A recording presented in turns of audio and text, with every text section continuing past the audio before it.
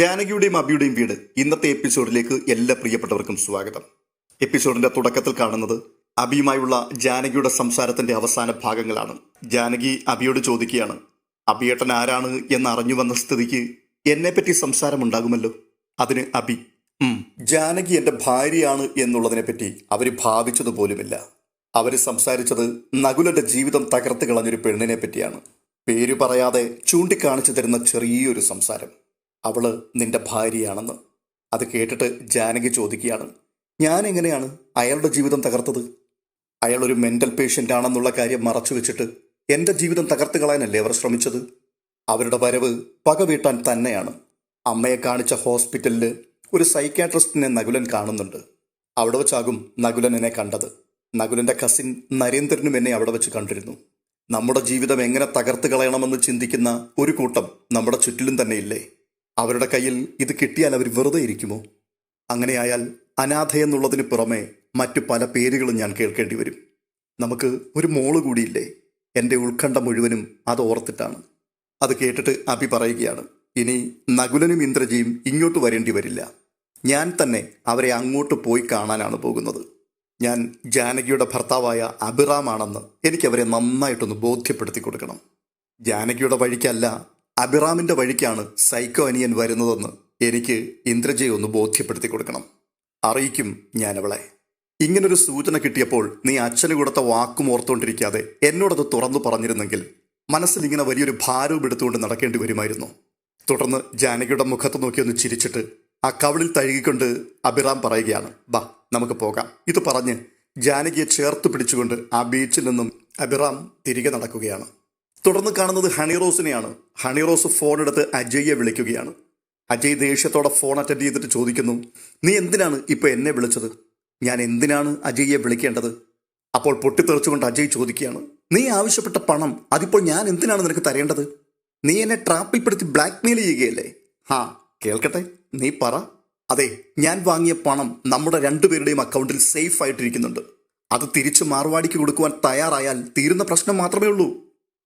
അതല്ലല്ലോ അജയ് നമ്മൾ തമ്മിലുള്ള കരാറ്. നിനക്ക് ഞാൻ മാർവാടിയുടെ കയ്യിലൊന്നും പണം എടുത്തു തന്നത് നമ്മുടെ ബിസിനസ് സ്റ്റാർട്ടപ്പിന് വേണ്ടിയാണ്.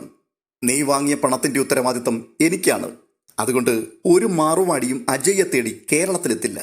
സമാധാനം പറയേണ്ടത് ഞാനാണ്. 3 മാസത്തെ പലിശയാണ് ഇപ്പോൾ കുടിശ്ശികയായിരിക്കുന്നത്. അത് എത്ര ലക്ഷമുണ്ടെന്ന് ഞാൻ ഓർമ്മപ്പെടുത്തേണ്ട ആവശ്യമില്ലല്ലോ. അത് ആര് കൊടുക്കും? പണം നിന്റെ കയ്യിലല്ലേ, നീ ഇൻട്രസ്റ്റ് കൊടുക്കണം. എൻ്റെ അക്കൗണ്ടിലെ പണം അത് ബിസിനസ്സിന് വേണ്ടിയുള്ള മുതലാണ്.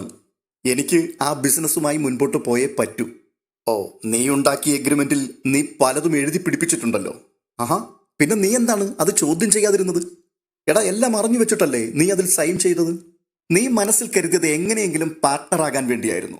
പക്ഷേ മുഴുവൻ സമയവും എൻ്റെ കൂടെ നിൽക്കുവാൻ നീ തയ്യാറായിരുന്നില്ല. നീ ഇപ്പോഴും എൻ്റെ ബിസിനസ്സിലെ പാർട്ട്ണർ തന്നെയാണ്.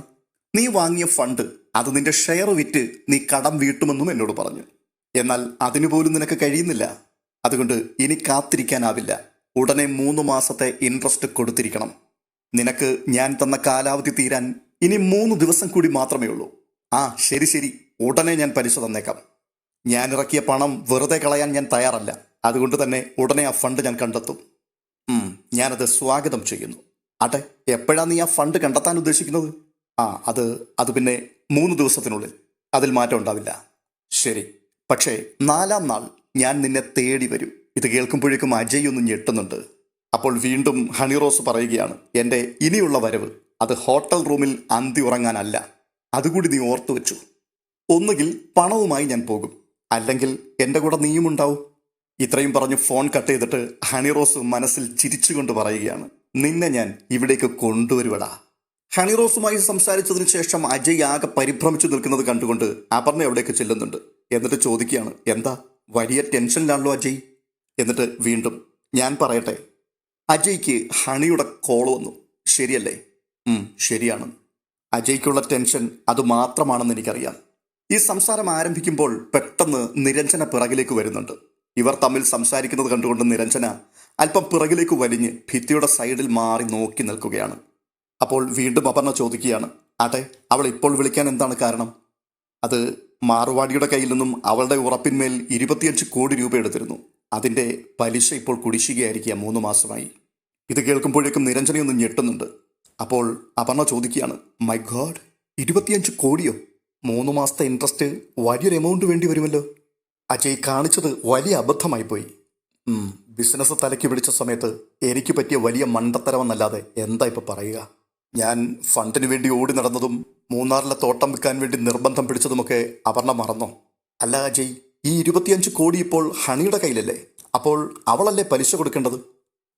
ഞാൻ അവളുടെ കൂടെ ബിസിനസ് പാർട്ട്ണറായിട്ടാണല്ലോ നിൽക്കുന്നത്. അപ്പോൾ അവൾ ഈ തുക ബിസിനസിൻ്റെ മൂലധനമാക്കി മാറ്റി.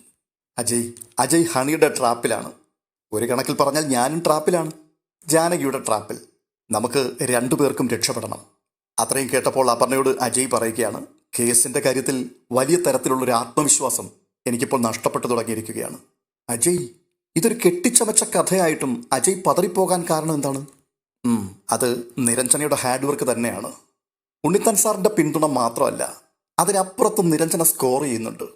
അവളെ എഴുതി തള്ളേണ്ട പെണ്ണല്ല.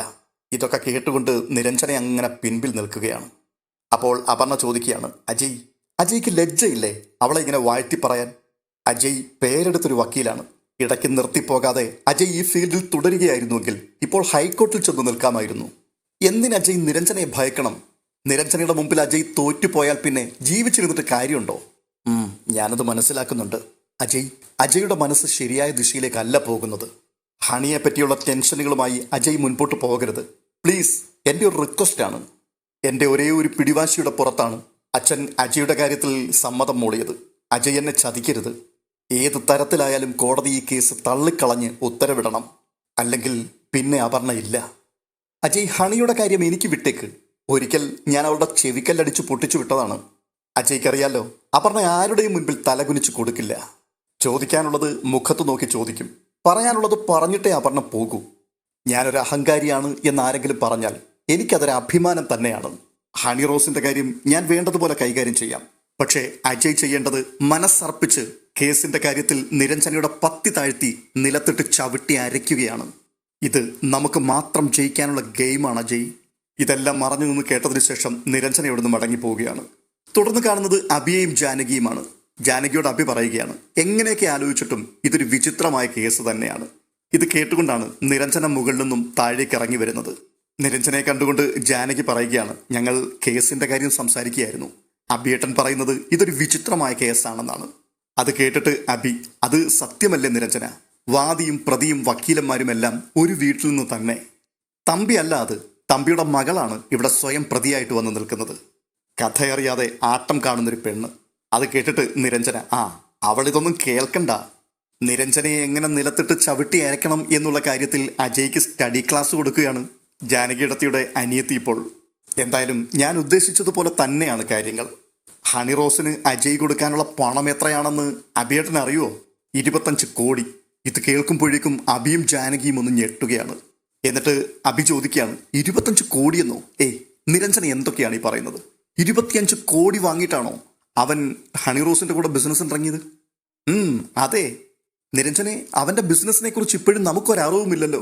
അതെ, അജയ് തന്നെ സമ്മതിച്ചു അതൊരു ട്രാപ്പായിരുന്നുവെന്ന്. പണം പലിശക്കെടുത്ത് കൊടുത്തതും ഹണി തന്നെ. ഇപ്പോൾ ആ പണം വെച്ച് അനുഭവിക്കുന്നതും അവൾ തന്നെ. പക്ഷേ പലിശ കൊടുക്കേണ്ടത് അജയ്. ഉടനെ ജാനകി ചോദിക്കുകയാണ്, അജയ് അത്രമാത്രം മണ്ടനാണോ? എനിക്കങ്ങനെ തോന്നുന്നില്ല. അത് കേട്ടിട്ട് അഭി, അവൻ പണത്തോടുള്ള ആർത്തി കൊണ്ട് ചെന്ന് പെട്ടുപോയതാണ്. എത്ര സമാധാനത്തോടെ നമുക്ക് ഒരുമിച്ച് ജീവിക്കാമായിരുന്നു. അപ്പോൾ വീണ്ടും ജാനകി പറയുന്നുണ്ട്, പണത്തോടുള്ള ആർത്തി കൂടിയാൽ ഇതൊക്കെ തന്നെയായിരിക്കും ഗതി. പക്ഷെ നിരഞ്ജനെ, നിന്റെ കാര്യത്തിൽ എനിക്ക് സങ്കടമുണ്ട്. നിനക്ക് ഇങ്ങനെയൊരു വിധി ദൈവം തന്നല്ലോ മോളെ. സാരമില്ല ഇടത്തി, ഓരോരുത്തർക്ക് ദൈവം ഓരോന്ന് പറഞ്ഞിട്ടുണ്ട്. ഒരു വശത്ത് തെറ്റായി പോയിട്ടുണ്ടെങ്കിൽ മറുവശത്ത് കുറെ ശരികളും ഉണ്ടാവും. അത് തന്നെയാണ് ഓരോ ജീവിതങ്ങളും പറയുന്നത്. അജയിൽ നിന്ന് എനിക്ക് തിക്താനുഭവം ഉണ്ടായി. പക്ഷേ മറുവശത്ത് എൻ്റെ അച്ഛൻ്റെ ആഗ്രഹപ്രകാരം ഞാനൊരു അഡ്വക്കറ്റുമായി. നമ്മുടെ കേസ് കോടതിയിൽ പരിഗണനയ്ക്കെടുക്കുവാൻ കുറച്ച് ദിവസങ്ങൾ കൂടി മാത്രമേ ഉള്ളൂ. അതുകൊണ്ട് ഇനിയുള്ള ദിവസങ്ങളിൽ എനിക്ക് അച്ഛൻ്റെ സഹായം അത്യാവശ്യമാണ്. അപ്പോൾ ജാനകി, നിരഞ്ജന എന്നും ഉണ്ണിത്താൻ സാറിനെ കാണുന്നതല്ലേ? ഏട്ടത്തി, അച്ഛന് 100 കൂട്ടം തിരക്കുകളാണുള്ളത്. അച്ഛനെ ഫ്രീ ആയിട്ട് കിട്ടണമെങ്കിൽ വീട്ടിൽ തന്നെ ചെന്ന് നിൽക്കണം. ഞാൻ ഉദ്ദേശിക്കുന്നത് കുറച്ച് ദിവസം വീട്ടിൽ ചെന്ന് നിൽക്കാനാണ്. അത് നമ്മുടെ കേസിന് ഗുണം ചെയ്യും. ഇത് കേൾക്കുമ്പോഴേക്കും ജാനകിയുടെയും അബിയുടെയും മുഖം വല്ലാതെ വാടുകയാണ്. അത് കണ്ടിട്ട് നിരഞ്ജന ചോദിക്കുന്നുണ്ട്, എന്താ നിങ്ങളിങ്ങനെ നോക്കുന്നത്? ഉടനെ ജാനകി ചോദിക്കുന്നുണ്ട്, എന്താ നിന്റെ മനസ്സിൽ മറ്റു വല്ല ഉദ്ദേശവുമുണ്ടോ? കൂട്ടത്തിൽ അഭിയും ചോദിക്കുന്നുണ്ട്, അല്ല ജാനകി ഉദ്ദേശിച്ചത് ഈ വീട് വിട്ടുള്ള ഒഴിഞ്ഞുമാറ്റമാണ്, അതും ഈ ഒരവസ്ഥയിൽ. ഉടനെ ജാനകിയുടെ ഇരു കൈകളിലും കയറി പിടിച്ചിട്ട് നിരഞ്ജന പറയുകയാണ്, ദേ ഇപ്പൊ എന്റെ മനസ്സിൽ അമ്മയ്ക്ക് നീതി വാങ്ങിക്കൊടുക്കുന്നതിലപ്പുറം മറ്റൊന്നുമില്ല. എന്റെ ജീവിതം ഞാനൊരു അവധിക്ക് വെച്ചിരിക്കുകയല്ലേ ഏടത്തി. ഉടനെ അഭി, നമ്മുടെ കേസിന് അത് ആവശ്യമാണെങ്കിൽ നിരഞ്ജന വീട്ടിൽ പോയി നിന്നോളൂ. അപ്പോഴും ജാനകിയുടെ മുഖത്തെ സങ്കടം കണ്ടുകൊണ്ട് നിരഞ്ജന പറയുകയാണ്, ദേ ഏടത്തി വിഷമിക്കണ്ട, ഏടത്തിക്കറിയാലോ അജയ് അല്ല എന്നെ ഇവിടെ പിടിച്ചു നിർത്തിയിരിക്കുന്നത്. അത് കേട്ടുകൊണ്ട് ജാനകി നിരഞ്ജനയുടെ കൈകളിൽ പിടിച്ചിട്ട് പറയുകയാണ്, നീയാണ് മോളെ ഏടത്തിയുടെ യഥാർത്ഥ കൂടപ്പറപ്പ്. ഇത്രയും കേൾക്കുമ്പോഴേക്കും നിരഞ്ജന ജാനകി ഒന്ന് കെട്ടിപ്പിടിക്കുന്നുണ്ട്. തുടർന്ന് കാണുന്നത് അപർണയാണ്. അപർണയുടെ മനസ്സിൽ കൂടി ഒട്ടനവധി ചിന്തകൾ കടന്നു പോവുകയാണ്. അപർണ മനസ്സിൽ പറയുന്നുണ്ട്, എല്ലാം കൈവിട്ടു പോയിരിക്കുന്നു. അജയ്ക്ക് ഒന്നും ചെയ്യുവാൻ കഴിയില്ല എന്ന് അജയ് തുറന്നു പറഞ്ഞു. അച്ഛനാണെങ്കിൽ പൂർണ്ണമായും തകർന്നു. അച്ഛൻ്റെ തകർച്ചയാണ് എനിക്ക് സഹിക്കാൻ കഴിയാത്തത്. ഒരു കള്ളക്കേസിൽ നിരത്താവുന്ന സാക്ഷികളെയെല്ലാം അവർ കണ്ടെത്തി കഴിഞ്ഞു. സീനിയറായ 2 അഡ്വക്കറ്റുമാർ നിരഞ്ജനയ്ക്ക് പിന്നിലുണ്ട്. അജയുടെ വാക്കുകളിൽ ഈ കേസ് റീഓപ്പൺ ചെയ്യുവാൻ കോടതി ഉത്തരവിടുമെന്ന് ഏകദേശം ഉറപ്പായി കഴിഞ്ഞു. അച്ഛനും അത് മനസ്സിലാക്കിയിട്ടുണ്ട്. ജാനകിക്ക് ഇത്രയും പവർ ഉണ്ടായിരുന്നുവെന്ന് കരുതിയില്ല. എവിടെ നിന്നോ ഒരു സ്ത്രീയെ കണ്ടെത്തുകയല്ല അവൾ ചെയ്തത്. അച്ഛൻ്റെ ഓഫീസിൽ ജോലി ചെയ്തുകൊണ്ടിരുന്ന സ്ത്രീയെ തന്നെ അവൾ കണ്ടെത്തി.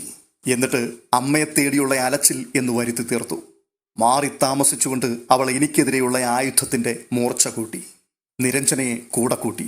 ഈ പ്രായത്തിൽ എൻ്റെ അച്ഛൻ ചെയ്യാത്ത തെറ്റിന് കോടതി മുറിയിൽ തളർന്നു നിൽക്കുന്ന കാഴ്ച എനിക്ക് കാണേണ്ടി വരും. അളകാപിരി ചുട്ടരിക്കുവാൻ ഇടതുകാല് കുത്തി പടികയറി വന്നവളാണ് ഞാൻ. പക്ഷേ അതെൻ്റെ നാശത്തിലേക്ക് തന്നെ കൊണ്ടുവന്നെത്തിച്ചു. അമലിൻ്റെ താലി വേണ്ടെന്ന് വെച്ച് പോകേണ്ടതായിരുന്നു. എങ്കിൽ എനിക്ക് ഈ വിധി വരില്ലായിരുന്നു. തലയെടുപ്പോടുകൂടി ജീവിച്ചവനാണ് എൻ്റെ അച്ഛൻ. പടനിലത്ത് വിശ്വനാഥൻ തമ്പി ഒരനാഥ പെണ്ണിൻ്റെ മുൻപിൽ ഇന്നലെ വരെ നേടിയെടുത്തതെല്ലാം ഒലിച്ചുപോയി അപഹാസ്യനായി വിറങ്ങലിച്ചു നിൽക്കാൻ പാടില്ല. എൻ്റെ അച്ഛൻ കണ്ണടയ്ക്കുന്നത് പടനിലത്ത് വിശ്വനാഥൻ തമ്പിയായിട്ട് തന്നെ വേണം. അച്ഛന് നഷ്ടമാകാൻ പോകുന്ന ജീവിതം അത് തിരിച്ചു പിടിച്ചു കൊടുക്കണം എനിക്ക്. വിട്ടുകൊടുക്കില്ല ഒരുത്തിക്കും ഞാൻ എൻ്റെ അച്ഛനെ.